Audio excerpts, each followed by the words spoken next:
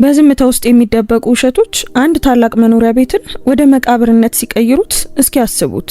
ኢታን ስተርሊንግ ለዓመታት በእናቱ ውሸት ታውሮ የኖረ ቢሊየነር ነው። ነገር ግን የቆሰለችውን ኤሌናና አባቱን የማያውቀውን ሕፃን ቲዮ በድንገት በመንገድ ላይ በብርድ እየተንቀጠቀጡ ሲያገኛቸው በስተርሊንግ ቤተሰብ ውስጥ የተደበቁት ጥቁር ሚስጥሮች መጋለጥ ይጀምራሉ። አንዳንድ ጊዜ ቤተሰብ የሚፈርሰው ፍቅር ስለሌለ ሳይሆን ኩራት በመካከላችን ስለሚቆም ነው። ኢታን፣ ኤሌናና ትንሹ ሊዮ የዚህ ሰለባ ሆነዋል። ለመሆኑ እናቱ ቢያትሪስ በልጇ ላይ ለሰራችው ክፋት ይቅርታ ታገኝ ይሆን ወይስ ሞት ቀድሞውኑ እውነቱን ይዞት ይሄዳል? የዘገየች እውነትስ ዋጋ አላት? የማን ጥፋት ይበልጣል? የዋሸው ሰው ወይስ ዝም ያለው ሰው? ይህን ከሀብት በላይ ትህትናና እውነት እንዴት ቤተሰብን እንደሚታደጉ የሚያሳይ ድንቅ ታሪክ እስከ መጨረሻው ተከታተሉት። ሰላም ውድ ቤተሰቦቻችን እንደምን አላችሁ? ዛሬም ቀደም ሲል እንደሰማችሁት በጣም ድንቅ የሆነ ታሪክ ይዘንላችሁ መጥተናል። ታሪኩን ከመጀመራችን በፊት ግን እስኪ ከየት ሆናችሁ እየተከታተላችሁ እንደሆነ ኮሜንት ላይ ጻፉልን። እነዚህ ታሪኮች ምን ያህል ርቀት እንደሚጓዙ ማወቅ ስለምንፈልግ ያላችሁበትን ሀገር አለም ደግሞ የከተማችሁን ስም ጻፉልን። እንደዚሁም ደግሞ አሁን ይሄንን ታሪክ እየሰማችሁ ባለበት ሰዓት በእናንተ ሀገር የሰዓት አቆጣጠር ስንት ሰዓት እንደሆነም ጻፉልን።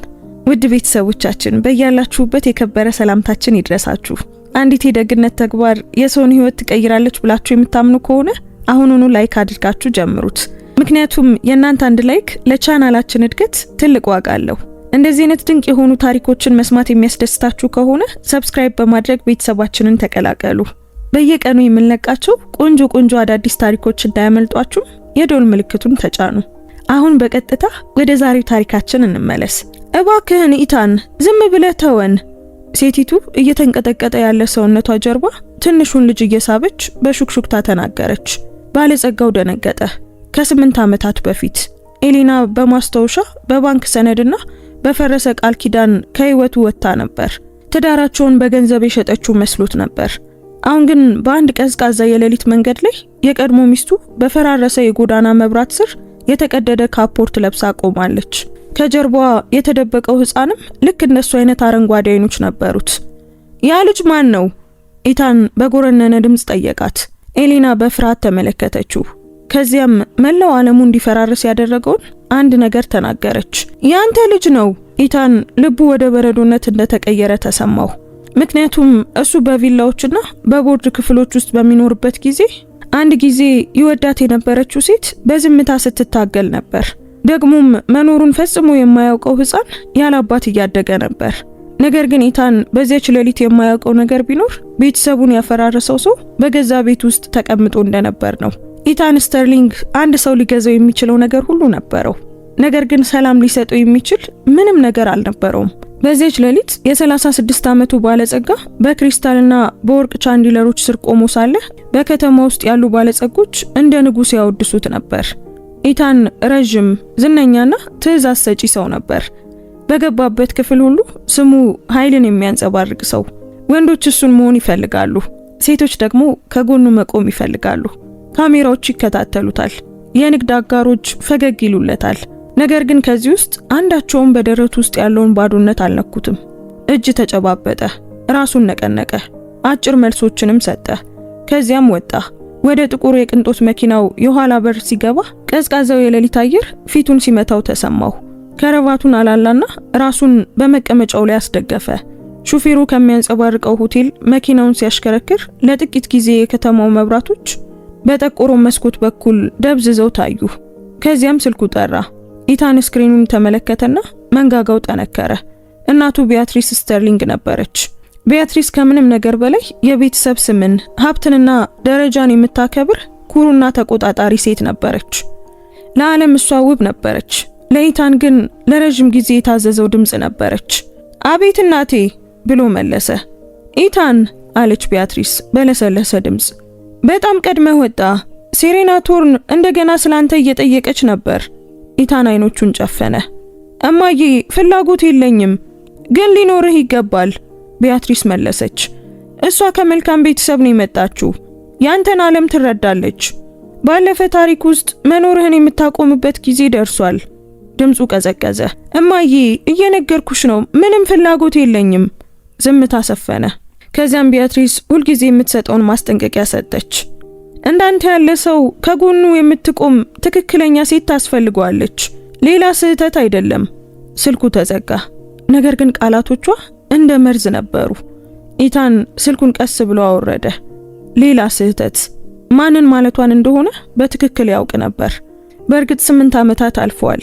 ነገር ግን የኤሌና ትዝታ አሁንም በልቡ ጨለማ ጥግ ውስጥ ይኖር ነበር። በድንገት መኪናው በኃይል ተንቀጠቀጠ። ሹፌሩ በለሆሳስ እየተሳደበ ተሽከርካሪውን ወደ መንገዱ ዳር መራው። ጌታዬ ይቅርታ፣ በሞተሩ ላይ የሆነ ችግር ተፈጥሯል መሰለኝ። ኢታን ፊቱን አጨፍግጎ ወደ ውጭ ተመለከተ። ካሁን በኋላ በሚያብረቀርቀው የከተማው እምብርት ውስጥ አልነበሩም። ይህ ክፍል ጨለማ፣ ጸጥ ያለና የተረሳ ነበር። አሮጌ ህንጻዎች በተሳሰሩ ታፔላዎች ስር በድካም ቆመዋል። ነፋሱ እንደ ማስጠንቀቂያ በባዶ መንገድ ውስጥ ይነፍሳል። ሌላ መኪና ጠራለው አለ ሹፌሩ። ኢታን እየጠበቀ ሳለ ወደ ውጭ ወጣ። ቅዝቃዜው ስለታምና ጨካኝ ነበር።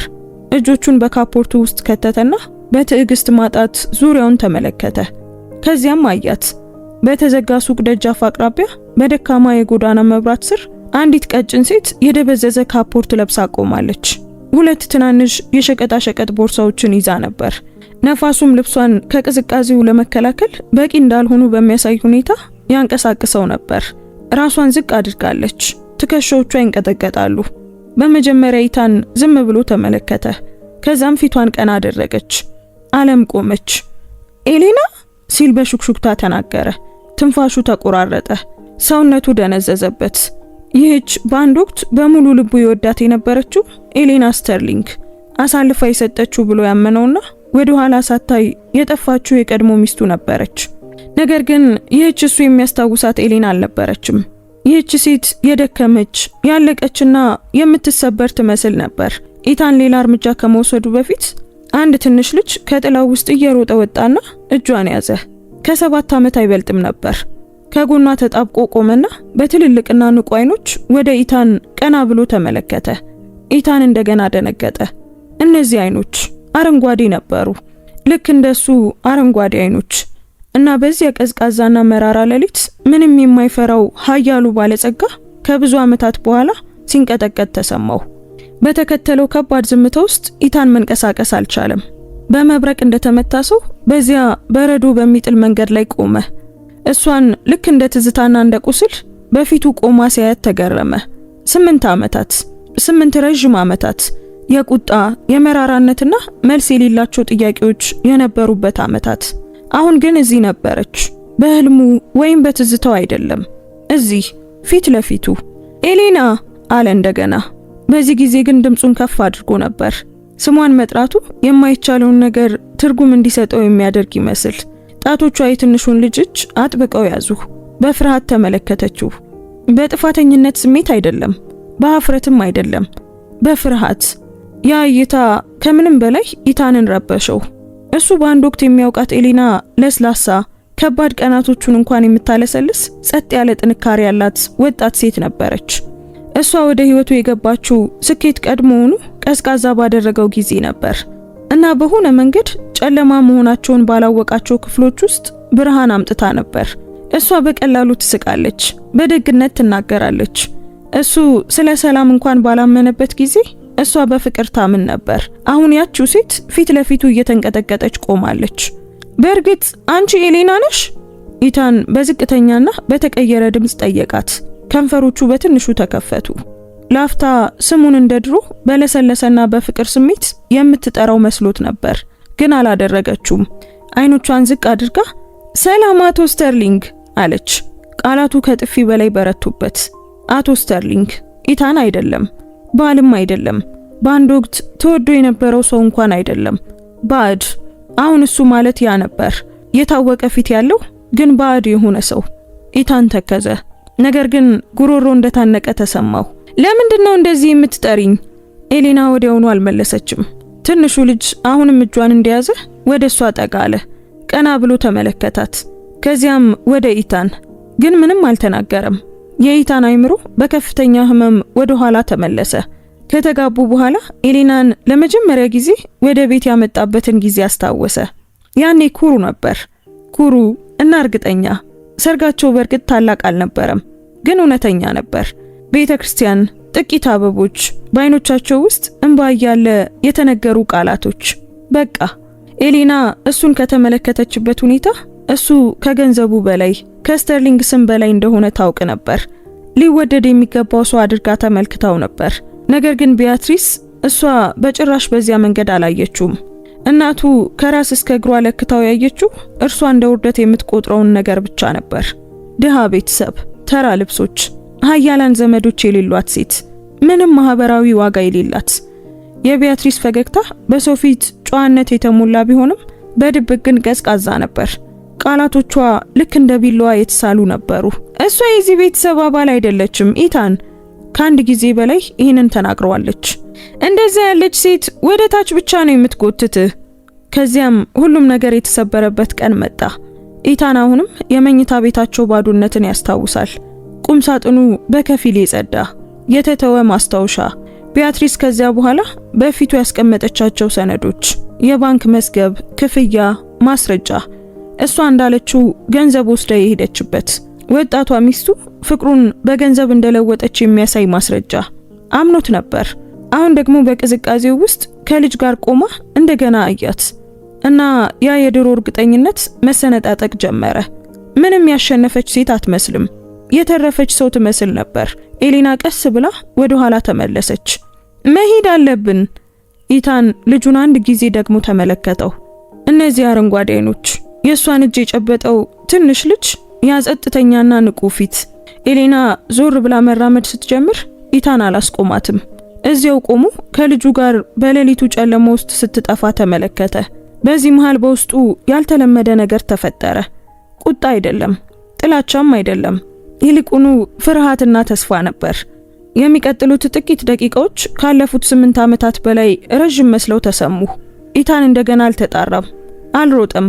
እንዳታስተውለው ራቅ ብሎ ከጀርባዋ በቀስታ ተከተላት። ቀዝቃዛው ንፋስ በጠበበው መንገድ ውስጥ ይነፍስ ነበር፣ ግን እሱ አሁን ብዙም አይሰማውም። አእምሮ ከሌሊቱ ድምጽ በላይ ይጮህ ነበር። በመጨረሻም ኤሊና በአንድ ደብዛዛ ብሎክ ዳርቻ ወደሚገኝ አሮጌ አፓርታማ ህንጻ ውስጥ ገባች። ኢታን ከመንገዱ ማዶ ቆሞ አፈጠጠ። ህንጻው የደከመ ይመስላል። ቀለሙ ከግድግዳው ላይ ተልጧል። አንዱ መስኮት በካርቶን ተሸፍኗል። የመግቢያው መብራት በህይወት ለመቆየት እንደሚታገል ይመስል ያርገበግብ ነበር። ኤሊና እዚህ ነው የምትኖረው፣ ለራሱ በሹክሹክታ ተናገረ። በአንድ ወቅት ወደ እብነበረድ አዳራሾች ያመጣት ሴት አሁን በእጆቿ 2 የሸቀጣ ሸቀጥ ቦርሳዎችን ይዛ የተሰነጣጠቁ ደረጃዎችን ትወጣለች። ጠበቀ። ከዚያም የተቀደደ መጋረጃ በከፊል ወደ ተከፈተበት የመስኮት ዳር ተጠጋ።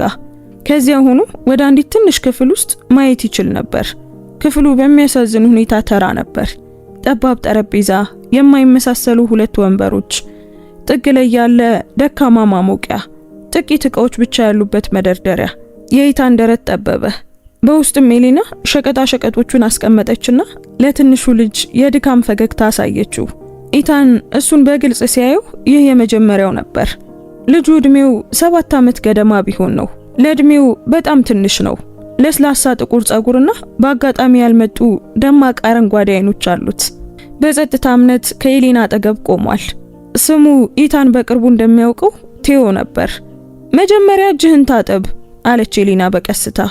ቴዮ ወዲያውኑ ታዘዘ። እማዬ፣ ያ ውጭ የነበረው ሰው መጥፎ ነው እንዴ? ኤሊና ለግማሽ ሰከንድ ያህል ዝም አለች። አይ አለች በቀስታ፣ እሱ መጥፎ አይደለም። ታዲያ ለምን የፈራሽ መሰልሽ? ያ ጥያቄ ከቅዝቃዜው የበለጠ የጎዳት ይመስላል። ዝም ብዬ ደንግጬ ነው አለች። ቴዮ ጠረጴዛው ላይ ተቀመጠ። ኤሊናም አንዲት ትንሽ የሾርባ መያዣና ቁራጭ ዳቦ ከፈተች።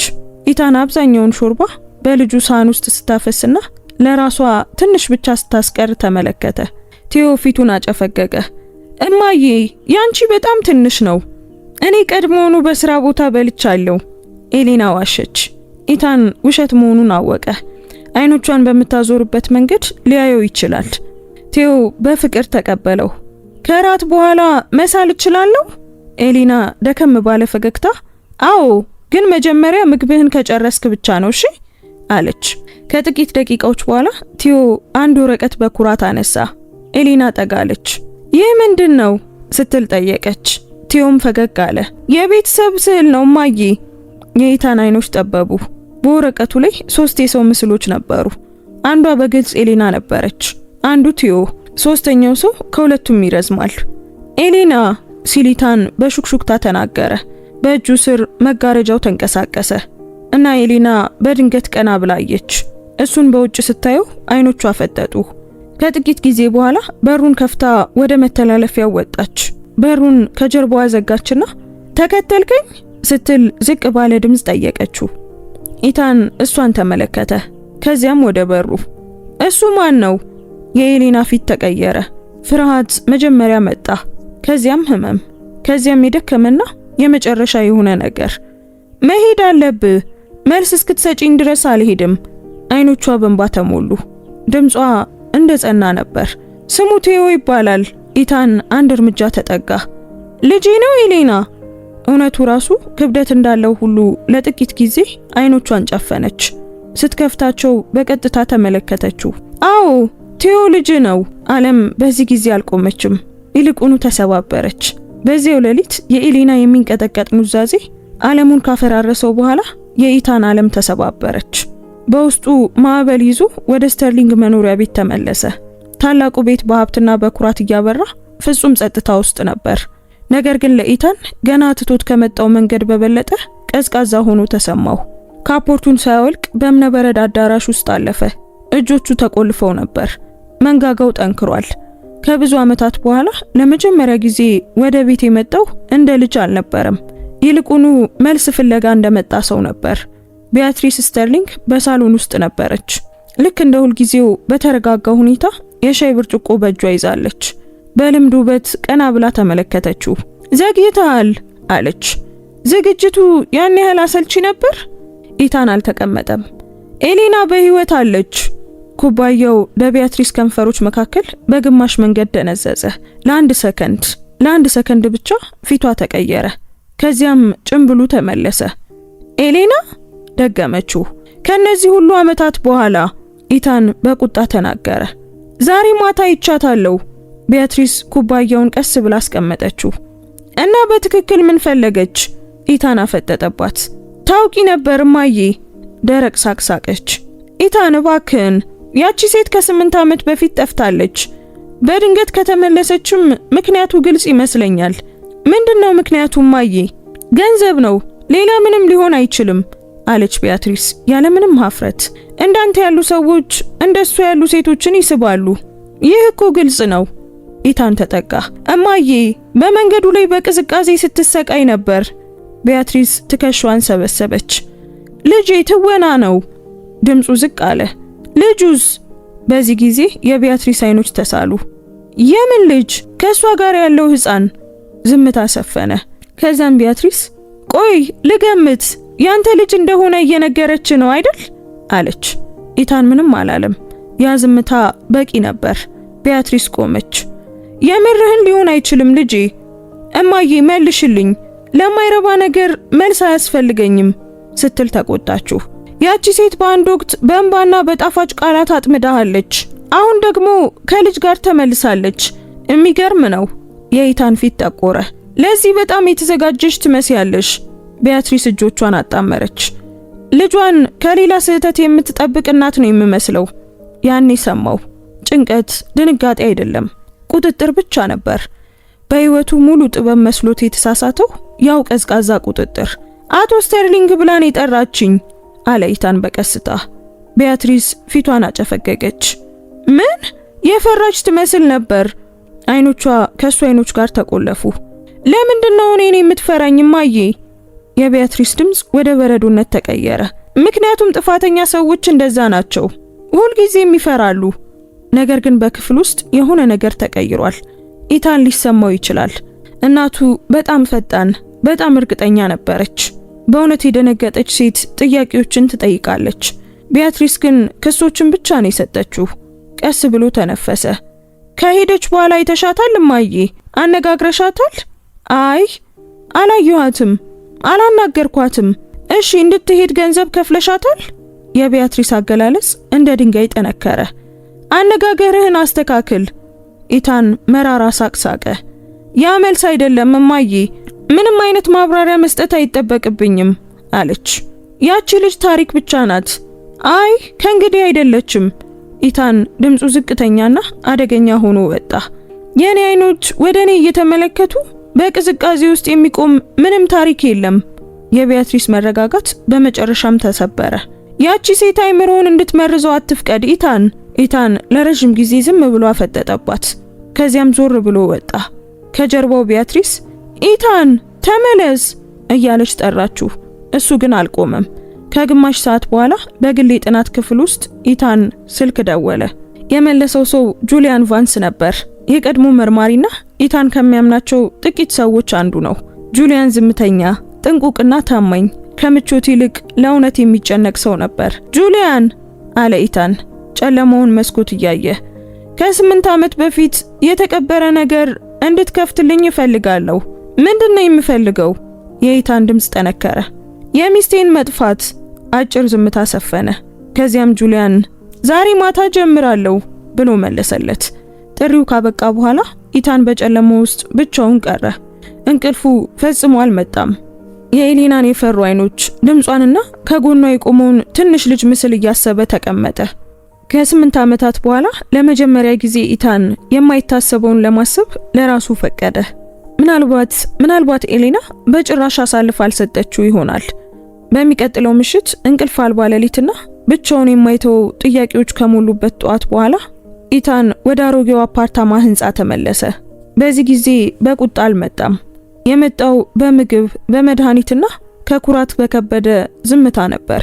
ኤሊና በሩን ከፍታ እዚያው ቆሞ ስታየው ፊቷ ወዲያውኑ ጠነከረ። ለምንድነው እዚህ የመጣኸው ስትል ጠየቀች። ኢታን በእጁ የያዘውን የወረቀት ቦርሳ አነሳ። እራት አምጥቻለሁ። ካንተ ምንም አንፈልግም። ያ እውነት ሊሆን ይችላል አለ በቀስታ። ግን ቢሆንም አምጥቼዋለሁ። ላፍታ በሩን የምትዘጋው መሰለች። ከዛም ቲዮ ከጀርባዋ ታየ። ልጁ ቀና ብሎ እማዬ፣ ያ ባለፈው መንገድ ላይ ያየነው ሰው ነው አይደል? የኢታን ደረት በዚያ ትንሽ ድምፅ እንደገና ጠበበ። ኤሊና በቀስታ ተነፈሰች። አዎ። ቲዮ በእጇ በኩል አሻግሮ ተመለከተ። ለምንድነው አሁን እዚህ የመጣው? ኤሊና ከመመለሷ በፊት ኢታን ምክንያቱም ሁለታችሁም ደህና መሆናችሁን ለማየት ፈልጌ ነው ትንሹ አለው። ቲዮ በየዋህነትና በቁም ነገር ተመለከተው። እየሞከርን ነው። እነዚያ ቃላት ከማንኛውም ክስ በላይ ኢታንን ጎዱት። ኤሊና በመጨረሻም ወደ ጎን ፈቀቅ አለች። ግባ፣ ግን ብዙ አትቆይም። ኢታን በቀስታ ገባ። በቀን ብርሃን ቦታው የባሰ ይመስላል። ጥግ ላይ ያለው ደካማ ማሞቂያ ከማሞቅ ይልቅ ድምጽ ያበዛ ነበር። በጠረጴዛው ላይ ከተሰነጠቀ ኩባያ ስር ያልተከፈሉ ሂሳቦች ተቀምጠዋል። በበሩ አጠገብ የተሰቀለው የቲዮ ካፖርት በክርኑ ላይ በእጅ ተሰፍቶ ነበር። ኤሊና ራሷ መጀመሪያ ከተገነዘበው በላይ ቀጭን ትመስል ነበር። ፊቷ በድካም የገረጣ ነበር እና በአይኖቿ ስር አንዲት ሴት ብቻዋን ልትሸከመው የማይገባ ጥላ ነበር። ኢታን ቦርሳውን አስቀመጠ። ሁልጊዜም የምትኖሩት እንዲህ ነው? ኤሊና ደስታ የሌለበት የድካም ፈገግታን ፈገግ አለች። እግዚአብሔር በሚሰጠን ቀን ሁሉ እንኖራለን። እሷን ተመለከተ። ለምን እርዳታ አልጠየቅሽኝም? አንድ ጊዜ ሳቀች። ነገር ግን በሳቋ ውስጥ ምንም ደስታ አልነበረም። ከማን? ኢታን። ስሙን በከንፈሮቹ ላይ መስማቱ ዝም እንዲል አደረገው። ትዳራችንን እንደሸጥኩ ነው የምታስበው እና እናት ወደ አንተ ብቀርብ ምን ሊፈጠር እንደሚችል እንዳውቅ አድርጋኛለች። የኢታን መንጋጋ ጠነከረ። ምን አደረገች? ኤሊና መነታች። ከዚያም የወረቀት ቦርሳውን ከፍቶ ሙቅ ዳቦ በማየቱ ፈገግ ወዳለው ቲዮ ተመለከተች። አስፈራራችኝ አለች ኤሊና በለሰለሰ ድምጽ። አንተን ለማግኘት ብሞክር ሁሉንም ነገር እንደማጣ ተናገረች። ማንም እንደማያምነኝ። አንዲት ደካማ ሴት ሁልጊዜም ከሀብታም ቤተሰብ ጋር ትሸነፋለች። ኢታን ክፍሉን እንደገና ተመለከተ። ታዲያ በዚህ ሁሉ ውስጥ ሰርተሻል? በሌሊት ቢሮዎችን አጸዳለሁ፣ ሳህኖችንም አጥባለሁ፣ በልብስ ማጠቢያ ውስጥ እሰራለሁ። ያገኘሁትን ሁሉ። ራሷን ለመያዝ እንደምትሞክር ሁሉ እጆቿን አጣመረች። ጎበዝ ስለሆንኩ ሳይሆን ቲዮ መብላት ስለነበረበት ነው። ኢታን ልጁን ተመለከተ። ታሞ ያውቃል? የኤሌና አይኖች ዝቅ አሉ። መድኃኒት የሚያስፈልገው ጊዜያት ነበሩ እና የክፍያ ቀን እስኪመጣ ድረስ መጠበቅ ነበረብኝ። ማሞቂያው በደንብ ስለማይሰራ በቤት ውስጥ 2 ሹራብ እንዲለብስ ያደረኩባቸው ክረምቶችም ነበሩ። እርሳስና ደብተር ብቻ የምገዛለት የልደት ቀናትም ነበሩ። ድምጿ ተንቀጠቀጠ፣ ግን አረጋጋችሁ። በጭራሽ ቅሬታ አላቀረበም። ቲዮ ከወንበሩ ስር አንዲት ትንሽ መጫወቻ መኪና ወጣ። አንዱ ጎማ ተላቆ ነበር። እንደገና ተሰበረ አለ። ኢታን ወዲያውኑ ቁጭ አለ። ላየው እችላለሁ? ቲዮ መጀመሪያ ተመለከታት። እሷን በትንሹ ራሷን ነቀነቀች። ኢታን መጫወቻውን በጥንቃቄ ወሰደ። የታጠፈውን ዘንግ አስተካክሎ ጎማውን ወደ ቦታው መለሰው። አሁን ሞክረው። ቲዮ ወለሉ ላይ አንከባለለው። ትንሿ መኪና በቀጥታ ሄደች። በፊቱ ላይ ትንሽ ፈገግታ ታየ። አስተካከልከው። ኢታን ሊስቅ ምንም አልቀረውም ነበር። ቲዮ ምንጣፉ ላይ ተቀመጠና መጫወቻውን እንደገና እየገፋ መጫወት ጀመረ።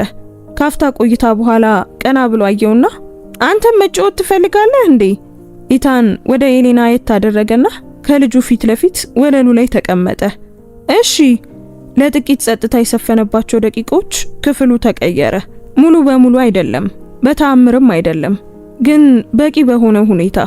ከዚያም ኤሌና ተናገረች። ይህንን እንደ ደህንነት አትቁጠረው አለች። ኢታን ቀና ብሎ አየ። አይኖቿ የሱን አይኖች ረጋ ብለውና በቁስል ተሞልተው አገኟቸው።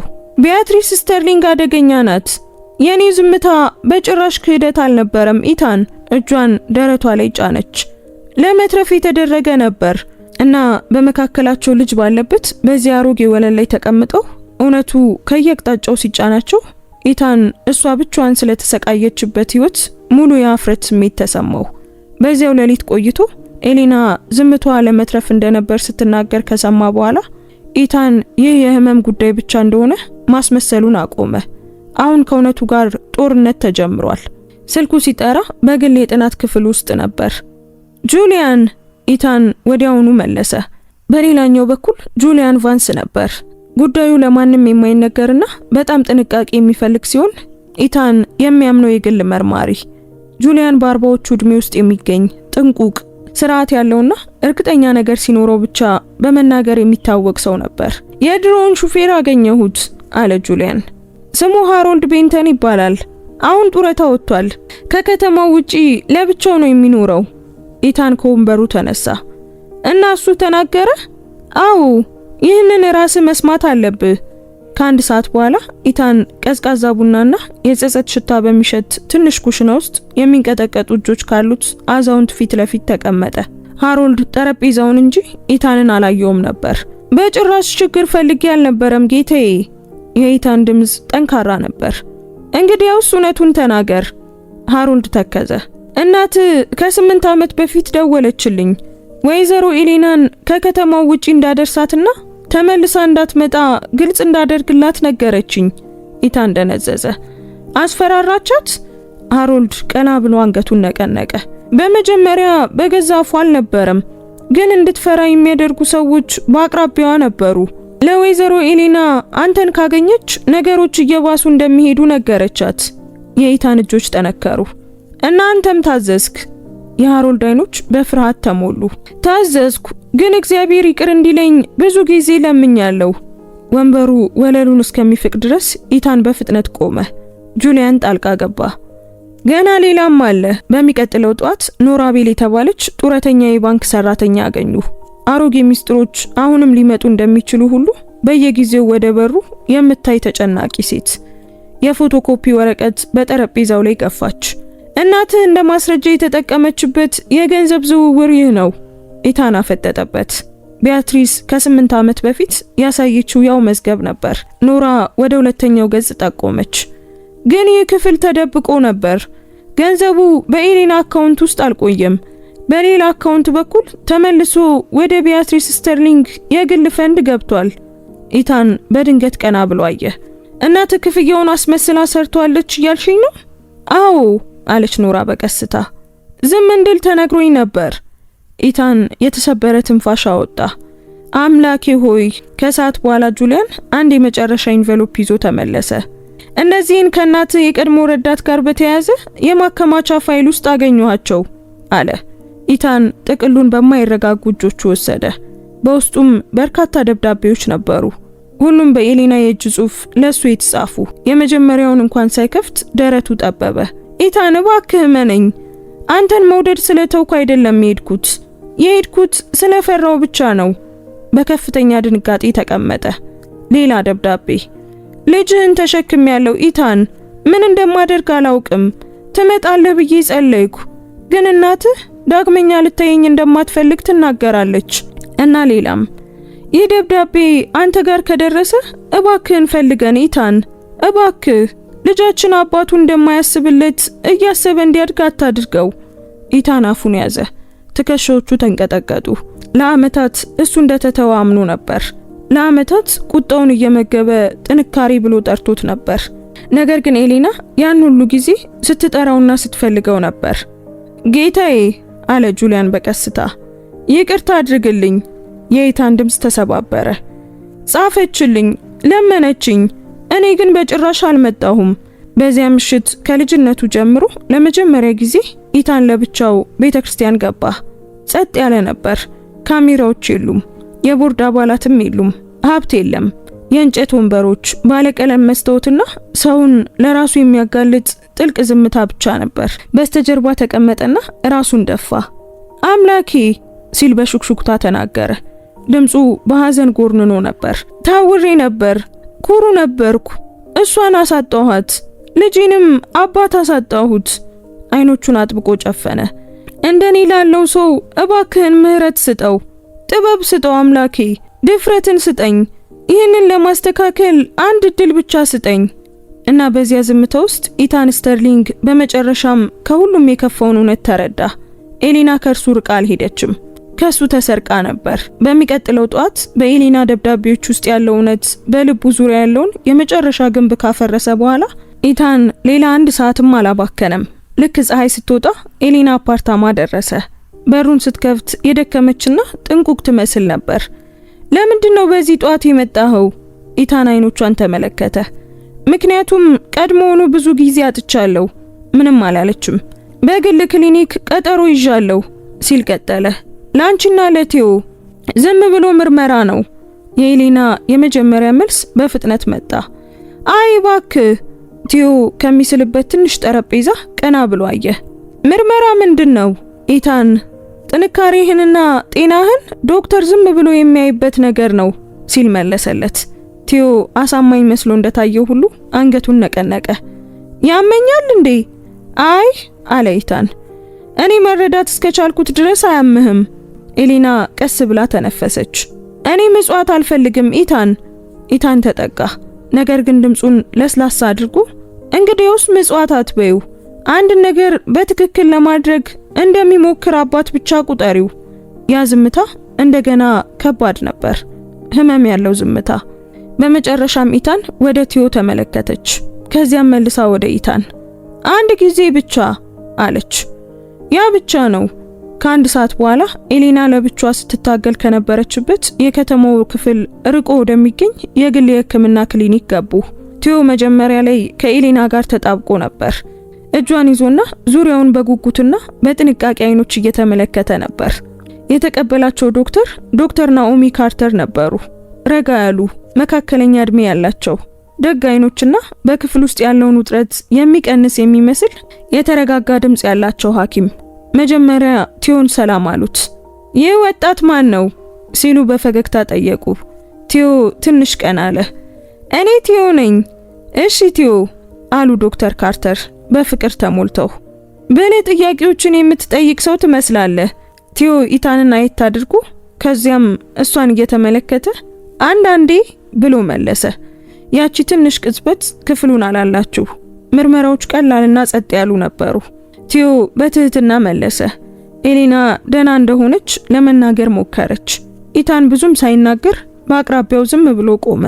ነገር ግን ከዶክተሩ የሚወጣው እያንዳንዱ ቃል በውስጡ ከባድ ሆኖ ያርፍ ነበር።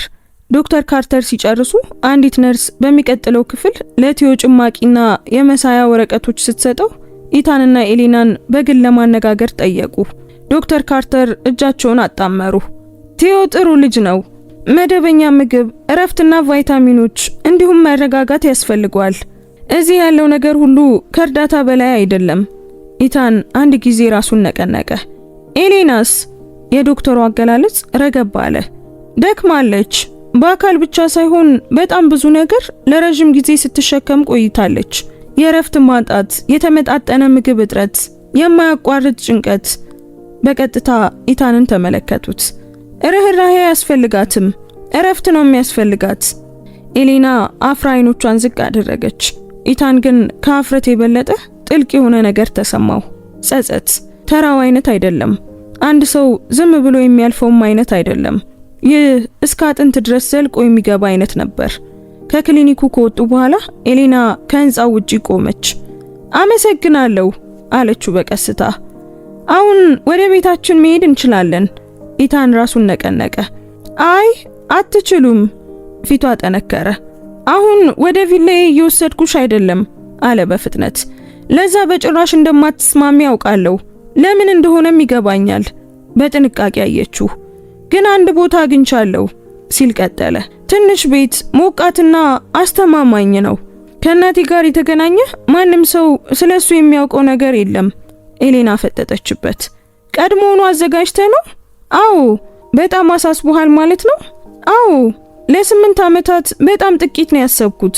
ለዛ ምንም ማለት አይደለም። ያ መልስ ዝም እንድትል አደረጋት። በምሽት ኢታን ባዘጋጀው ትንሽ ቤት ውስጥ ቆሙ። ትልቅ አልነበረም፣ ግን ሰላማዊ ነበር። ክፍሎቹም ንጹህ ነበሩ። ማሞቂያው በትክክል ይሰራል። ኩሽናውም በምግብ ተሞልቷል። መደርደሪያው ላይ ጥቂት መጽሐፍት ነበሩ። ወንበሩ ላይ የታጠፉ ሞቅ ያሉ ብርድ ልብሶች እና የፍርሃት ትዝታ የሌለባቸው ጥጎችን የሚሞላ ለስላሳ ብርሃን ነበር። ቲዮ በቀስታ ዞር አለ። እማዬ ሲል በሹክሹክታ ተናገረ። እዚህ ይሞቃል። ኤሌና ከንፈሯን አጣበቀች። ለጥቂት ጊዜ አልተናገረችም። ኢታን ዝቅተኛ መደርደሪያ አጠገብ ቁጭ ብሎ አንድ መጽሐፍ አወጣ። ታሪኮችን ትወዳለህ? ቲዮ ራሱን ነቀነቀ። አዎ፣ እንግዲያውስ የመደርደሪያ ያንተም ነው። በዚያው ሌሊት ቆይቶ ከሙቅ ምግብ በኋላና በቲዮ ፊት ላይ ኢታን ሊሸከመው ከሚችለው በላይ የሆነ አስደናቂ ነገር ከታየ በኋላ ልጁ መጽሐፍ ጭኑ ላይ አድርጎ በአልጋው ጠርዝ ላይ ተቀመጠ። ታነብልኛለህ? ቲዮ ጠየቀ። ኢታን ተመለከተው። እኔ? ቲዮ ራሱን ነቀነቀ። ድምጽ ጠንካራ ነው። ኢታን መጽሐፉን ወስዶ አጠገቡ ተቀመጠ። መጀመሪያ ላይ በቀስታ ከዚያም በበለጠ ቅልጥፍና አነበበ። ቲዮ ሙሉ ትኩረቱን ሰጥቶ አዳመጠ። ትንሹ ሰውነቱ ከጥቂት ጊዜ በኋላ እየላላ መጣ። ታሪኩ ሲያልቅ ክፍሉ ጸጥ አለ። ቲዮ ቀና ብሎ አየው። አይኖቹ ሰፍተውና እያሰበ ነበር። አንድ ነገር ልጠይቅህ? ማንኛውንም ነገር። ቲዮ ብርድ ልብሱን በሁለቱም እጆቹ ያዘ። አንተ በእርግጥ አባቴ ነህ? ጥያቄው በጣም ለስላሳ፣ በጣም የዋ ከመሆኑ የተነሳ ሊያሸንፈው ጥቂት ብቻ ቀረው። ኢታን ወደ ኤሌና አየ። እሷ ደጃፉ ላይ ቆማ ዝም ብላ ነበር። እንባ በዓይኖቿ ውስጥ ይታያል። ከዚያም ወደ ሕፃኑ ተመለከተ። አዎ አለ ኢታን። የራሱ ድምጽ እየተሰባበረበት ነበር። አዎ ቲዮ፣ እኔ አባት ነኝ እና በዚያ ቅዝቃዜ ከነበረው ሌሊት ጀምሮ ለመጀመሪያ ጊዜ እውነቱ እንደ ቁስል ብቻ አልተሰማውም፣ እንደ አዲስ ጅማሮም ተሰማው። በሚቀጥሉት ጥቂት ቀናት ውስጥ ቲዮ ኢታን በእርግጥ አባቱ እንደሆነ ከጠየቀውና ኢታንም በመጨረሻ እውነቱን ከመለሰለት በኋላ የሆነ ነገር መቀየር ጀመረ። ኢታን በየምሽቱ መምጣት ጀመረ። አንዳንዴ መጽሐፍት ያመጣል፣ አንዳንዴ ፍራፍሬ፣ አንዳንዴ ደግሞ ጊዜውን እንጂ ምንም አያመጣም ነበር። ይህም ከምንም ነገር በላይ በጣም አስፈላጊው ነበር። ከቲዮ ጋር በትንሹ ጠረጴዛ ላይ ይቀመጣል። ቃላትን እንዲለይ ይረዳዋል እና ክፍሉን ለመቆጣጠር ከመሞከር ይልቅ ኤሌና ስትናገር ያዳምጥ ነበር። ያ አዲስ ነበር፣ ጸጥ ያለ ተሰባሪ ነገር ይመስላል እና ቢያትሪስ ስተርሊንግ ቁጥጥሯ እየላላ እንደሆነ ሊሰማት ይችላል። በሚቀጥለው ቀን ከሰዓት በኋላ ቢያትሪስ በስተርሊንግ ፋውንዴሽን የግል ላውንጅ ውስጥ ተቀመጠች። ፊቷ የተረጋጋ ቢሆንም አይኖቿ ግን በቁጣ የተሳሉ ነበሩ። ከሷ ፊት ለፊት በከተማ ውስጥ ካሉ ባለጸጋ ቤተሰቦች አንዷ የሆነችው ሰሬና ቶርን ተቀምጣ ነበር። ሰሬና ቆንጆ፣ በራስ መተማመን ያላትና ምኞት ያላት፣ ቀድሞውኑ የራሷ እንደሆነ ሁሉ ወደ እያንዳንዱ ክፍል የምትገባ አይነት ሴት ነበረች። ለአመታት ኢታንን እንደምትፈልገው ግልጽ አድርጋ ነበር። ቢያትሪስ የሻይ ኩባያዋን አነሳች። ተቀይሯል። ሰሬና ፊቷን አጨፈገገች። በሷ ምክንያት ነው? አዎ፣ ለአመታት ኢታንን እንደምትፈልገው ግልጽ አድርጋ ነበር። ቢያትሪስ የሻይ ኩባያዋን አነሳች። ተቀይሯል። ሰሪና ፊቷን አጨፈገገች። በሷ ምክንያት? አዎ፣ ያቺ ድሃ የቀድሞ ሚስቱ። የቢያትሪስ መንጋጋ ጠነከረ። እሷን አትናቂያት። ሰሪና ወደ ኋላ ተደገፈች። እንግዲያውስ ምን እንድሰጥሽ ትፈልጊያለሽ? ቢያትሪስ ቀዝቃዛና ጥንቁቅ ፈገግታን ፈገግ አለች። አስገራሚ ነገር የለም። ዝም ብለሽ ማን መሆን እንዳለባት ብቻ አስታውሻት። በሚቀጥለው ቀን ጧት ወሬዎች ቀድሞውኑ ተጀምረው ነበር። ኤሌና በትርፍ ሰዓት በምትሰራበት ካፌ ውስጥ ውድ ካፖርት የለበሱ ሁለት ሴቶች እንዲሰማ በሚያደርግ ድምጽ እየተነጋገሩ ነበር። እንግዲያውስ እሷ ናት። አዎ፣ ያቺ ከነዚህ ሁሉ ዓመታት በኋላ የተመለሰችው። እንዴት የሚገርም ነው! አንደኛዋ አንድ ባለጸጋ ሲበለጽግ በድንገት የቀድሞ ሚስቱ ከልጁ ጋር ትመለሳለች አለች። የኤሌና እጆች በያዘችው ትሪ ላይ ቆሙ። አልመለሰችላቸውም። ወደ ጭካኔያቸው ራሷን አላወረደችም። ዝም ብላ ኩባያዎቹን አስቀመጠችና ካላት ክብር ጋር ዞር ብላ ሄደች። ነገር ግን ቆይቶ በስተጀርባ ባለው ክፍል ውስጥ አንዷ ወጣት አስተናጋጅ ቀረበቻት። ይቅርታ አለች ልጅቷ በቀስታ። ሰዎች እያወሩ ነው። ኤሌና በድካም ራሷን ነቀነቀች። ሰዎች ሁልጊዜም ያወራሉ። በዚያ ምሽት ኢታን ወደ ቤት ሲመጣ ኤሌና ከወትሮ በበለጠ ጸጥ እንዳለች ወዲያውኑ አስተዋለ። ምን ተፈጥሮ ነው ሲል ጠየቃት። ምንም። ኤሌና ምንድነው? ንገሪኝ። እሱን ለመጋፈጥ ዞር አለች። እንደዛ አታድርግ። እንዴት? እውነቱን በኃይል ልታወጣው እንደምትችል አትመልከተኝ። የኢታን ድምጽ ዝቅ አለ። እንግዲያውስ በፍቃደኝነት ንገሪኝ እባክሽ አመነታች። ከዚያም ወሬው ተጀምሯል አለች። አገላለጹ ጠነከረ። የምን ወሬ ነው? ለገንዘብ እንደተመለስኩ፣ ይህንን ነገር አስቀድሜ እንዳቀድኩት፣ ቲዮም የጨዋታው አንድ አካል እንደሆነ። አንድ ጊዜ በመራራነት ሳቀች። ባለጸጋ ሰዎች አንዲት ድሃ ሴት ለውይይት ምቹ ናት ብለው ሲወስኑ ከተማዋ በፍጥነት ትንቀሳቀሳለች። የኢታን እጆች በጎኑ ተቆልፈው ነበር። ማን የጀመረው? ኤሌና ወደ ሌላ ቦታ አየች። ምን ይጠቅማል? አይ ይጠቅማል መመለስ ከመቻሏ በፊት ቲዮ መጽሐፍ በእጁ ይዞ ከሚቀጥለው ክፍል እየሮጠ መጣ። እዩ አለ በደስታ። ትልቅ መርከብ ያለበትን ገጽ አገኘሁት። ከዚያም በመካከላቸው ያለውን ዝምታ አስተዋለ። ፊታቸው ትንሽ ተጨፈገገ። ከዚያም በመካከላቸው ያለውን ዝምታ አስተዋለ። ፈገግታው ጠፋ። በትምህርት ቤት አለ በጥንቃቄ። አንድ ልጅ ባለጸጋ ሰዎች ከሌላው ሰው በላይ ከፍ አድርገው ያወራሉ ወይ ብሎ ጠየቀኝ። ኢታን ወደሱ ዝቅ አለ። እና ምን አልከው? ቲዮ ለጥቂት ጊዜ አሰበ። እኔ እማዬ ድምጻቸውን ከፍ አድርገው የሚናገሩ ሰዎች ሁልጊዜም ትክክል አይደሉም ትላለች አልኩት። ያ ኢታንን ሊያስቀው ጥቂት ቀረው። እማዬ ብልህ ሴት ናት። አዎ። ቲዮ በርካታ ስሜት አንገቱን ነቀነቀ እና ወደ መጽሐፉ ተመለሰ። ነገር ግን ኢታን ባይኖች ውስጥ ጨለማ እይታ ይዞ ተነሳ። በሚቀጥለው ቀን ሰሪናቱን ከከተማው ታዋቂ ሰዎች መካከል ተቀምጣ ወደ ነበረችበት የበጎ አድራጎት እቅድ ምሳ ግብዣ ገባ። እሱን ሲያዩት ንግግራቸው ቆመ። ሰሪና በመጀመሪያ ራሷን አረጋጋች። ከዛም በሚያምር ሁኔታ ፈገግ እያለች ኢታን ምን አይነት አስገራሚ ነገር ነው አለች። ኢታን በፈገግታ አልመለሰም። ስለ ኤሌና ስታወሪ እንደነበር ሰምቻለሁ። ሰሪና ቅንድቧን ሰበሰበች። ሰዎች ያወራሉ ኢታን፣ ማህበረሰቡ የሚያደርገው ያንን ነው። ተጠጋ። እንግዲያውስ ማህበረሰቡ ይህንን ይስማ። ኤሌና ስተርሊንግ ወሬ አይደለችም፣ የልጄ እናት ናት እና እሷ በእኔ ጥበቃ ስር ናት። እሷን የሚሳደብ ማንም ሰው እኔን እንደሰደበ ይቆጠራል። ጠረጴዛው ላይ ዝምታ ሰፈነ። የሰሪና ፊት ተቀየረ። ለሷ ብለህ እኔን ታዋርደኛለህ ኢታን?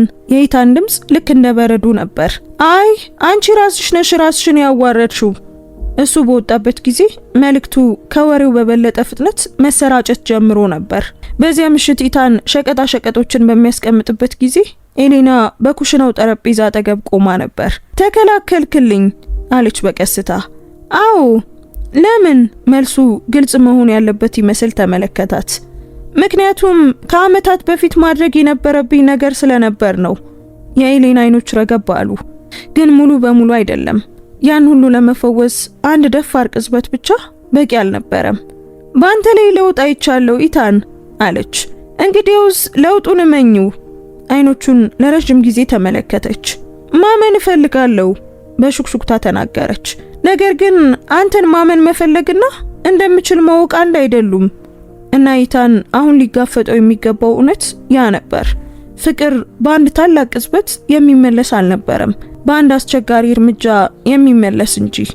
ኢታን በኤሌና በይፋ ከተከላከለላትና አቋሙን ግልጽ ካደረገ ከጥቂት ቀናት በኋላ ቢያትሪስ በኃጢአትና በክፋት መካከል ያለውን የመጨረሻውን መስመር የተሻገረ ምርጫ አደረገች።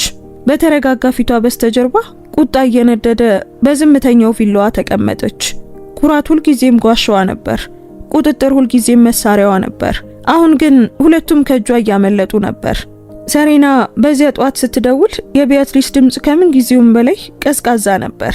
በእኔ ላይ ቆመ አለች። ሰሬና በጥንቃቄ መለሰች። እንግዲያውስ ምናልባት ይህ አልቋል። የቢያትሪስ ከንፈሮች ጠነከሩ። አይ ኤሌና የቆየችው ደህንነት ስለተሰማት ብቻ ነው። ያንን ደህንነት አስወግጂው እና እንደገና ትሸሻለች። ሰሬና መነታች። በትክክል ምን እያቀድሽ ነው? ፍርሃት አለች ቢያትሪስ።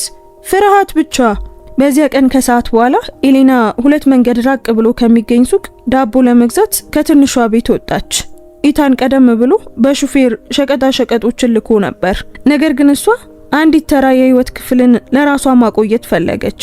ቲዮ በሳሎን ውስጥ መጽሐፍ ላይ ጥያቄዎችን እየሰራ ሲቀር ኢታን ከስራ በኋላ መጥቶ በኩሽናው ውስጥ ስልክ እያወራ ነበር። በ10 ደቂቃ ውስጥ እመለሳለሁ አለች ኤሌና። ቲዮ ቀና ብሎ አየ። አንቺ ከመመለስሽ በፊት የመርከቡን ጥያቄ ልጨርሰው? አዎ አለች በፈገግታ። እና ወደ መልሶቹ ደግሞ እንዳታይ በራስ ስራው እሺ? ኢታን ከኩሽናው ደጃፍ ሆኖ አያቸው። እኔ እዚህ ነኝ። ኤሌና አንድ ጊዜ ራሷን ነቀነቀችና ወደ ውጭ ወጣች። ከ5 ደቂቃ በኋላ የፊተኛው በር ተንኳኳ። ቲዮ ቀና ብሎ አየ። ጥቁር ጃኬት የለበሰ ሰው ከበሩ ውጪ ትንሽ የወረቀት ቦርሳ ይዞ ቆሟል። ፈገግታው በጣም ፈጣን ነበር። እናትህ ይህንን እንዳመጣልህ ጠይቃኝ ነው አለ። ሱቅ ውስጥ ረስታው ነው። ቲዮ አልተጠጋም። እማዬ በሩን እንዳልከፍት ነግራኛለች። የሰውየው ፈገግታ ጠነከረ። ዝም ብለህ እይ፣ በውስጡ መጫወቻዎች አሉ። ቲዮ ሊመልስ ሲል ሌላ ሰው ባጥሩ ጥግ ላይ ብቅ አለና መንገዱን ወደ ላይና ወደ ታች ተመለከተ። ለህፃን ልጅ እንኳን ቢሆን ያ ቅጽበት የተሳሳተ ነገር እንዳለ ያስታውቅ ነበር። በቤት ውስጥ ኢታን የጌቱን ድምጽ ሲሰማ ስልኩን ዘጋው። ወደ ሳሎን አመራ። ቲዮ! ምንም መልስ የለም። ኢታን ፍጥነቱን ጨመረ። መስኮቱ ጋር ደረሰና የፊተኛው በር ተከፍቶ አየ። ደሙ ቀዘቀዘ። በዚያው ቅስፈት ውጪ ላይ ኤሌና ዳቦ ይዛ ጥጉን ስትታጠፍ ኢታንን ግቢ ውስጥ አየችው። ኢታን ምንድነው?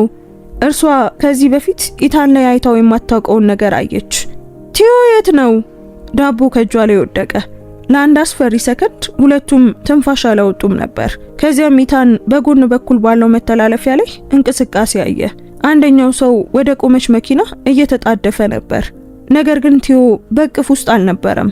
ህፃኑ ጥቂት እርምጃዎች ርቆ በተከፈተው የኋለኛው በር አጠገብ ቆሞ ግራ ተጋብቶና የጥያቄ መጽሐፉን ደረቱ ላይ አቅፎ ነበር። ቲዮ! ኤሌና ጮኸች። ልጁ ወዲያውኑ ዞር አለ። ኢታን ሮጠ። የመጀመሪያው ሰው ሊይዘው ሞከረ። ነገር ግን ለአንድ ሰከንድ ብቻ ነበር የቆየው። ኢታን ሰውየውን ገፍቶ አጥሩ ላይ እንዲጋጭ አደረገው። በዚያው ቅጽበት የጁሊያን ቫንስ መኪና ጥጉ ላይ በከፍተኛ ድምጽ ቆመች። ለኢታን አዲስ መረጃ ሊሰጠው መጥቶ ነበር። ነገር ግን በቀጥታ የገባው ወደ ትርምስ ውስጥ ነበር። ጁሊያን ዘሎ ወረደ። ሌላኛውን እኔ ይዘዋለሁ። በጥቂት ቅጽበቶች ውስጥ ሁለተኛው ሰው በሩጫ መለጠ። ጁሊያን በመተላለፊያው በኩል ተከታተለው። ኢታን ግን ቲዮ ጋር ደርሶ ከፊቱ ተንበረከከ። ተጎድተሃል ቲዮ? ኢታን በከባድ ድምጽ ጠየቀው። ቲዮ በፍጥነት ራሱን ነቀነቀ። እማዬ ናት የላከችው ብሎኝ ነው። አላመንኩትም ነበር። ከዚያም በሩን ከፈተው። ኤሌና ወደፊት ሮጣ መጣችና ቲዮን በቅፎ አድርጋ አጥብቃ ያዘችው። ኢታን ለአንድ ሰከንድ ያህል ፊቱን ማዞር ነበረበት። እዚህ ነኝ ስትል በሹክሹክታ ተናገረች። እዚህ ነኝ። ቲዮ ኢታንን ለማየት ትንሽ ቀና አለ። ትንሹ ፊቱ ተረብሾ ነበር። ነገር ግን አሁን ደህንነቱ የተጠበቀ ነው ሙሉ በሙሉ። ጁሊያን ከደቂቃ በኋላ እየተነፈሰ መጣ።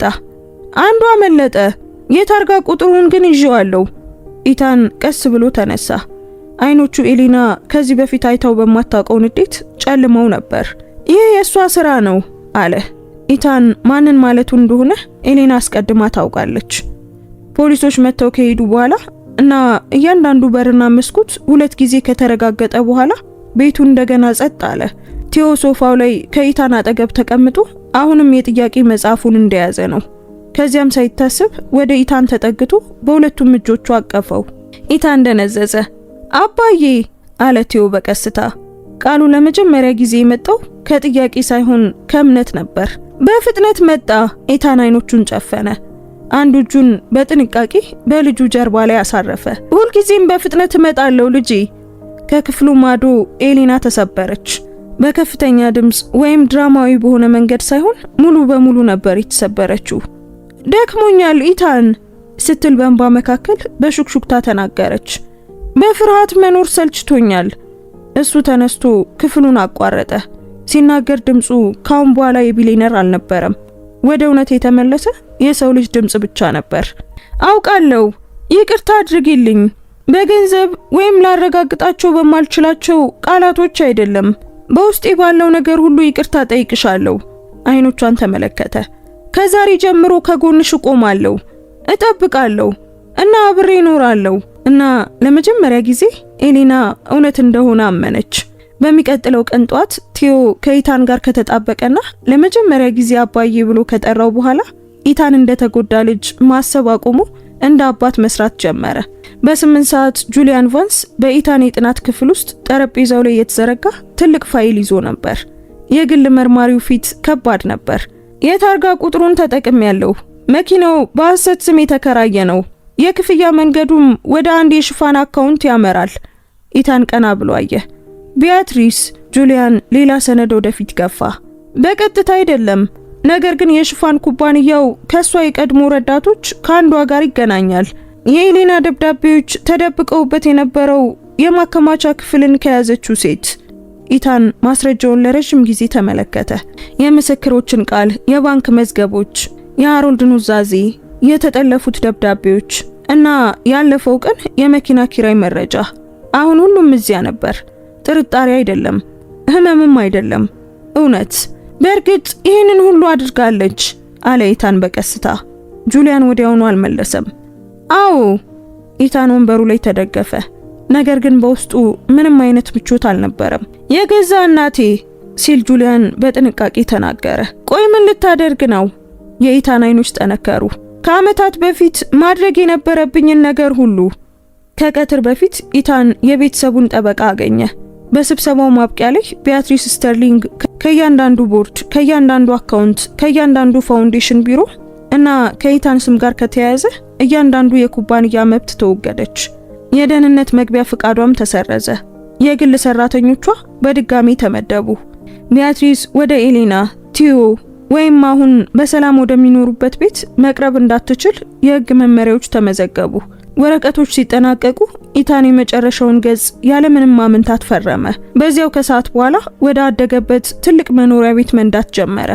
ቢያትሪስ በሳሎን ውስጥ መሬቱ ከእግሯ ስር እየተናወጠ እንደሆነ አስቀድማ የተረዳች ይመስል እየጠበቀችው ነበር። የደከመ ትመስላለህ አለችው ሲገባ። ኢታን በመካከላቸው ባለው ጠረጴዛ ላይ ፋይሉን አስቀመጠው። አንብቢው አላት። ወረቀቶቹን አየት አደረገች እንጂ በፍጹም አልነካቻቸውም። ይህ ምንድን ነው? እውነቱ ነው። ፊቷ ቀዘቀዘ። እኔ ለድራማ ፍላጎት የለኝም። ይህ ድራማ አይደለም አለ ኢታን። ይህ ያደረግሽው ነገር ዋጋ ነው። ቢያትሪስ በመጨረሻም ፋይሉን ከፈተችው። የመጀመሪያዎቹ ጥቂት ገጾች ፊቷን ለመለወጥ በቂ ነበሩ። በድንገት ቀና ብላ አየች። ይህንን ከየት አገኘኸው? ለዘላለም ዝም ይላሉ ብለሽ ካሰብሻቸው ሰዎች። መንጋጓ ጠነከረ። ኢታን አይሆንም። ድምጹ በክፍል ውስጥ እንደ ብረት ተሰነ። ድምጹ ክፍሉን እንደ ብረት ሰነጠቀው። ዛሬ በእኔ ላይ መናገር አትችይም። ቢያትሪስ ቀስ ብላ ተነሳች። እኔን እናትህን ትተህ ያችን ሴት ትመርጣለህ ኢታን? ከውሸት ይልቅ እውነትን እየመረጥኩ ነው እማዬ። ከኩራትሽ ይልቅ ልጄን እየመረጥኩ ነው። አንቺ ያፈራረስሽውን ቤተሰብ እየመረጥኩ ነው። ለመጀመሪያ ጊዜ ቢያትሪስ የተዘጋጀ የምትሰጠው መልስ አልነበራትም። ኢታን ቀጠለ። እያንዳንዱ ቃል ከባድና ግልጽ ነበር። ከሁሉም ነገር ተወግደሻል። ከኩባንያው፣ ከፋውንዴሽኑ፣ ከቤቴ፣ ከህይወቴ እኔ እስከምፈቅድልሽ ድረስ እና እንደገና ወደ ኤሌና ወይም ወደ ቲዮ ብትጠጊ ከህግ አልጠብቅሽም እማዬ። ፊቷ ገረጣ። ለሷ ብለህ እየጣልከኝ ነው። የኢታን አይኖች እንባ አላቀረሩም። ህመሙ ከእንባ በላይ ጥልቅ ነበር። አንቺ ራስሽን ጥለሻል እማዬ። ዞር ብሎ ወጣ። ቢያትሪስን ከራሷ ጥፋት ማስረጃ ጋር ብቻዋን ትቷት ሄደ። እስከ ምሽት ድረስ መኖሪያ ቤቱ እንደ መቃብር ሆነ። በህይወቷ ለመጀመሪያ ጊዜ ቢያትሪስ ስተርሊንግ ተመልካች፣ ተጽዕኖና የምትደበቅበት ስልጣን አልነበራትም። ዝምታው ከክፍል ወደ ክፍል ተከተላት። የትዝታ ክብደት በእያንዳንዱ ወንበር ላይ ተቀመጠ። የኤሌና የፈራ ፊት፣ የኢታን ቀዝቃዛ ድምፅ እና የተሰረቁት ዓመታት፣ አባት የሌለው ህፃን። በመጨረሻም ፀሐይ ስትጠልቅ አካባቢ ቢያትሪስ ከቤቱ ብቻዋን ወጥታ በከተማው ዳርቻ ወደሚገኝ አንድ ትንሽ ቤተክርስቲያን ነዳች። በውስጡ ያለው አዳራሽ ቀላል ነበር። የእንጨት ወንበሮች፣ ለስላሳ ብርሃን፣ ጸጥ ያለ አየር። ከፊት ለፊት ፓስተር ሳሙኤል ቆመው ነበር።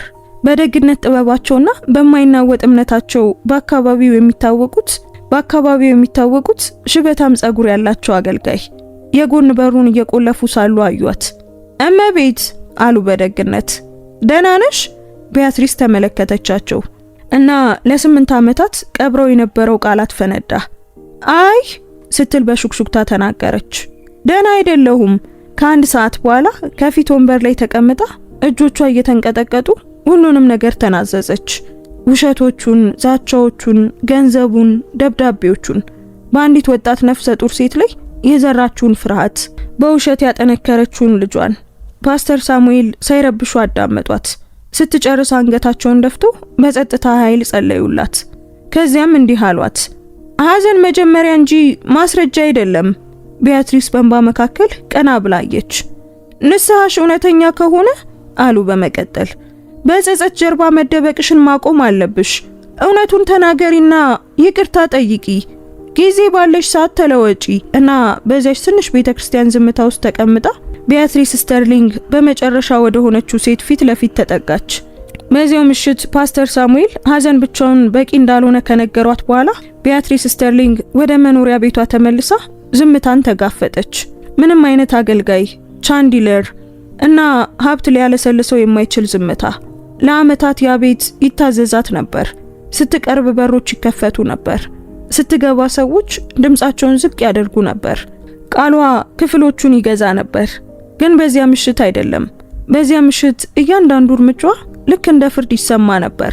ወደ ግል ጥናት ክፍሏ ገብታ በሩን ዘጋችው እና መብራቱን ከማብራቷ በፊት ላፍታ በጨለማ ውስጥ ቆመች።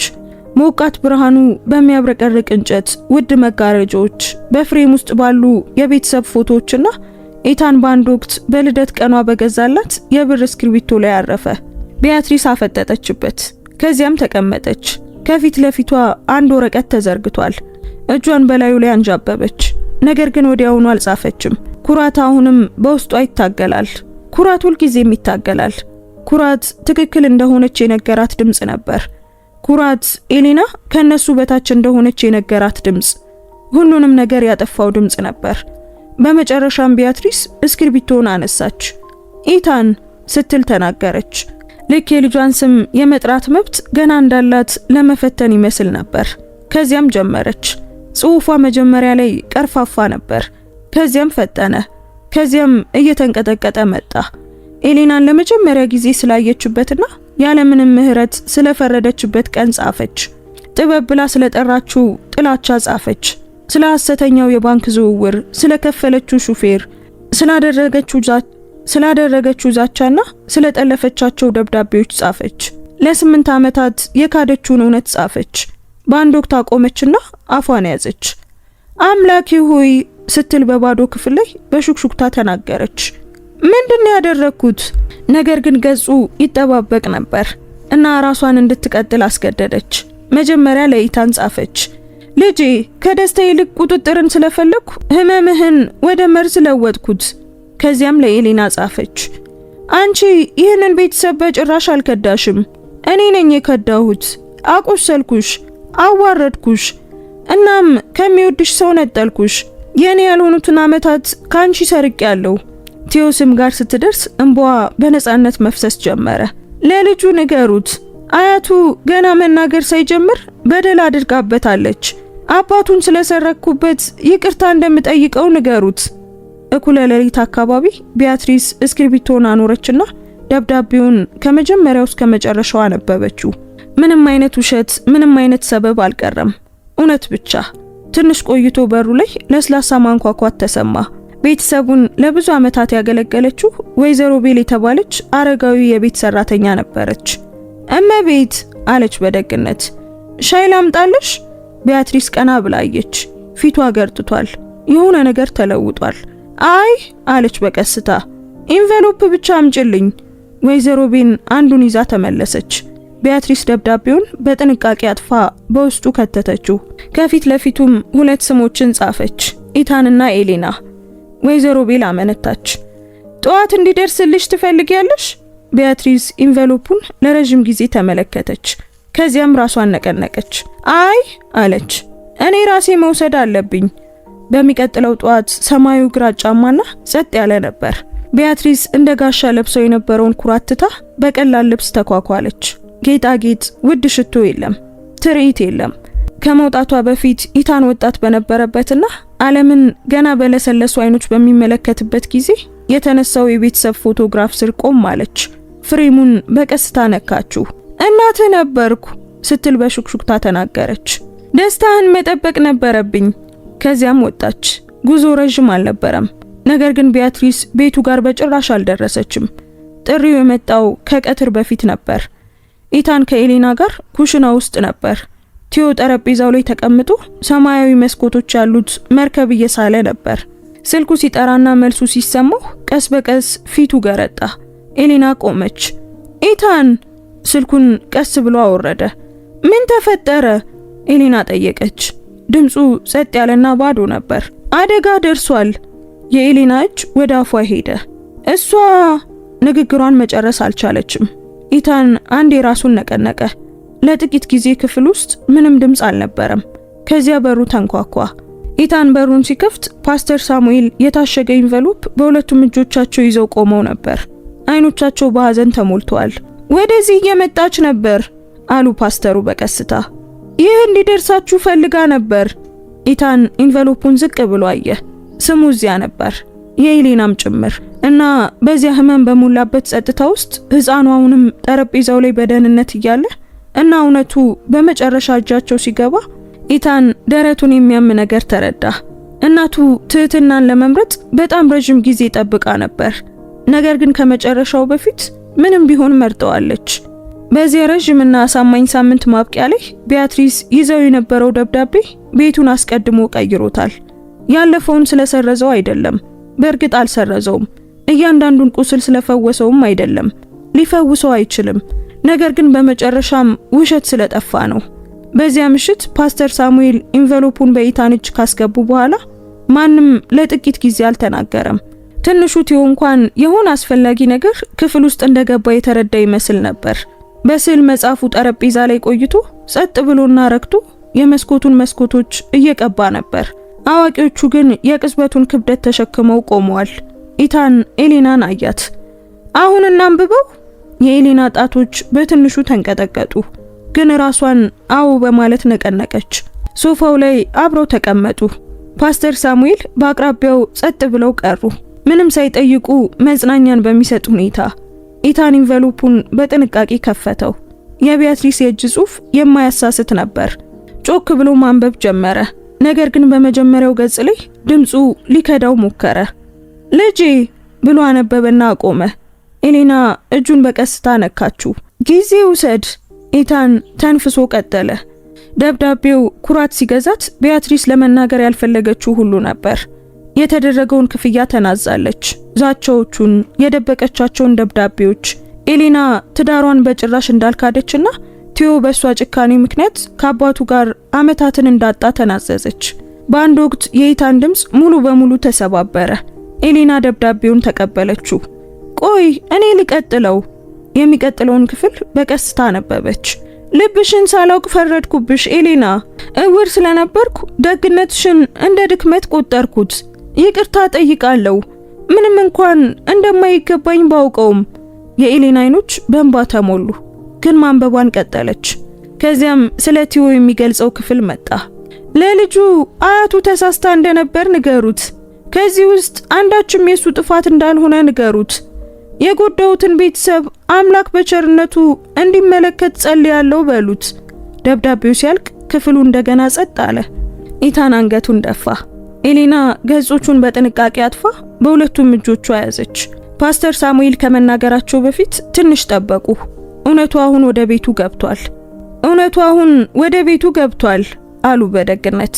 ኢታን ረጅም ትንፋሽ አወጣ። ግን በጣም ዘግይቷል። ፓስተር ሳሙኤል በማይናወጥ ደግነት አዩት። የዘገየ እውነትም ቢሆን አሁንም ዋጋ አለው ኢታን። ኤሌና ጭኗ ላይ ያለውን ደብዳቤ ያፈጠጠችበት። ታውቅ ነበር ስትል በሹክሹክታ ተናገረች። እነዚህን ሁሉ ዓመታት ታውቅ ነበር? አዎ አለ ኢታን። ድምፁ በሐዘን ጎርንኖ ነበር። እና አሁንም ከመጨረሻው በፊት ይህንን ጻፈች። ቲዮ ከስዕሉ ቀና ብሎ አየ። እማዬ! ኤሌና በፍጥነት እንባዋን ጠርጋ ወደሱ ዞረች። አቤት የኔ ፍቅር፣ አዝነሻል? ትንሽ የፍቅር ፈገግታ አሳየችው። ትንሽ አዝኛለሁ። ቲዮ ከወንበሩ ወርዶ ወረቀቱን ይዞ ወደ እነሱ መጣ። እንግዲያውስ የኔን መርከብ መውሰድ ትችያለሽ። ወደ ደስተኛ ቦታ እየሄደች ነው። ያ ንጹህ ስጦታ ሁለቱንም ሊያስለቅስ ጥቂት ቀረው። ኤሌና ስዕሉን ተቀብላ ራሱን ሳመችው። አመሰግናለሁ የኔ ፍቅር። ከሁለት ቀናት በኋላ በሳምንቱ ማብቂያ ላይ በቢያትሪስ ስተርሊንግ ቀብር ላይ ቆሙ። ሰማዩ ንጹህ፣ ነፋሱም ለስላሳ ነበር። ትልቅ ስብሰባ አልነበረም። ጥቂት የቤተሰብ አጋሮች፣ የቤት ሰራተኞችና አሁን በመቃብሩ አጠገብ መጽሐፍ ቅዱስ ይዘው የቆሙት ፓስተሩ ብቻ ነበሩ። ኢታን ጥቁር ኮት ለብሶ ዝም ብሎ ቆሟል። ፊቱ መጀመሪያ ላይ ምንም አይነት ስሜት አያሳይም ነበር። ነገር ግን አጠገቡ የቆመችው ኤሌና ታውቅ ነበር። እናቱን ብቻ ሳይሆን በሱ ህይወት ዙሪያ የገነባችውን ውሸትም እየቀበረ ነበር። ፓስተር ሳሙኤል በቀላል ቃላት ተናገሩ። ዛሬ እዚህ የተገኘነው ስህተትን ለመካድ ወይም ሌሎችን የጎዳውን ነገር ለማውደስ አይደለም። ኩራት እንደሚያጠፋ፣ እውነትን እንደሚያዋርድ እና ትንፋሽ እስካለ ድረስ ምህረት እንደሚቻል ለማስታወስ ነው። እያንዳንዱ ልብ በጣም ሳይዘገይ ትክክለኛውን ነገር መርጦ ከዚህ ይውጣ።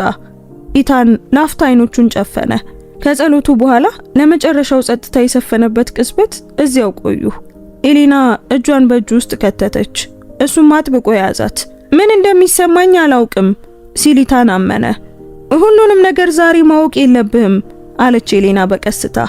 አንዳንዴ ሐዘን ጊዜ ይወስዳል፣ አንዳንዴ ሰላምም እንደዚሁ ጊዜ ይወስዳል። ቲዮ በመካከላቸው ቆሞ የሁለቱንም እጅ ይዞ ነበር። ፍቅር በከበበው ጊዜ አንድ ሕፃን ሊሆን በሚችለው ሁኔታ ረክቶና ጸንቶ ነበር። በመጨረሻም ከመቃብሩ አብረው ዞር አሉ። እንደ ተሰበሩ እንግዳ ሰዎች ሳይሆን ሙሉ በሙሉ እንደ ዳነም ቤተሰብ ሳይሆን ካሁን በኋላ በውሸት በማይገዛ ወደፊት ውስጥ ጎን ለጎን እንደሚራመዱ ሶስት ሰዎች። እናም ከብዙ ዓመታት በኋላ ለመጀመሪያ ጊዜ ኢታን ስተርሊንግ ወደ ስልጣን አልተራመደም፣ ወደ ቤቱ ነበር። ይህ ታሪክ የሚያስተምረን ኩራት ከድህነት የበለጠ በፍጥነት እንደሚያጠፋን ነው። ቢያትሪስ ሀብት፣ ስልጣን፣ ተጽዕኖም ነበራት። ሆኖም ግን ኩራቷ አሳወራት።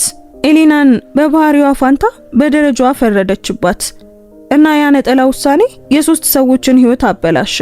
የመጀመሪያው ትምህርት ቀላል ነው። ኩራት ፍቅርን እንዲቆጣጠረው በፍጹም አትፍቀዱ። ሁለተኛ፣ ዝምታ በተሳሳተ መንገድ ሊተረጎም ይችላል።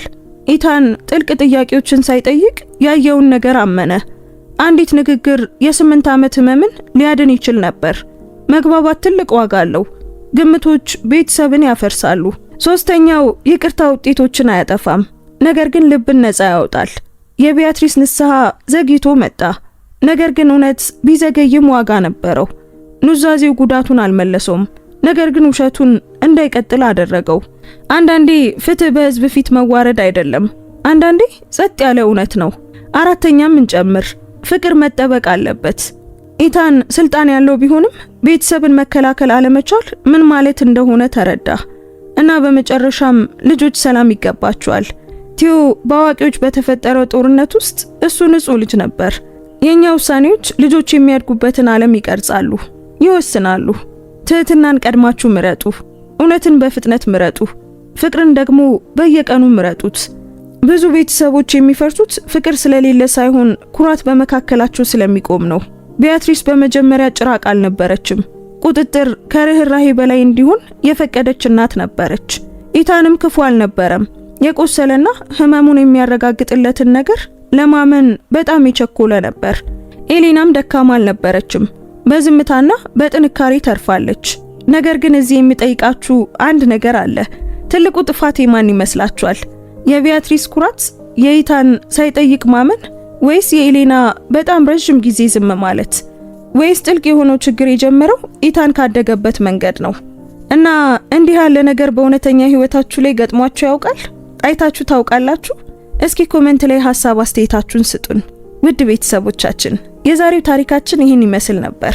እንዴት አገኛችሁት? ወደዳችሁት? ምንስ ተማራችሁበት? እስኪ ኮሜንት ላይ ሐሳብ አስተያየታችሁን ጻፉልን። እዚህ ድረስ ከሰማችሁትና ከጨረሳችሁት ደግሞ ጨርሰናል እያላችሁ ጻፉልን። አንዲት የደግነት ተግባር የሰውን ህይወት ትለውጣለች ብላችሁ የምታምኑ ከሆነ ደግሞ ላይክ እና ሼር አድርጉት። ብዙ ሰዎች እንዲያዩትና እንዲማሩበት ያደርጋል። እንደዚህ አይነት ድንቅ የሆኑ ታሪኮችን መስማት የሚያስደስታችሁ ከሆነ ደግሞ ሰብስክራይብ በማድረግ ቤተሰባችንን ተቀላቀሉ። በየቀኑ የምንለቃቸው አዳዲስ ታሪኮች እንዳያመልጧችሁ የደውል ምልክቱን ተጫኑ። እናመሰግናለን። እንወዳችኋለን። ቸር ቆዩን።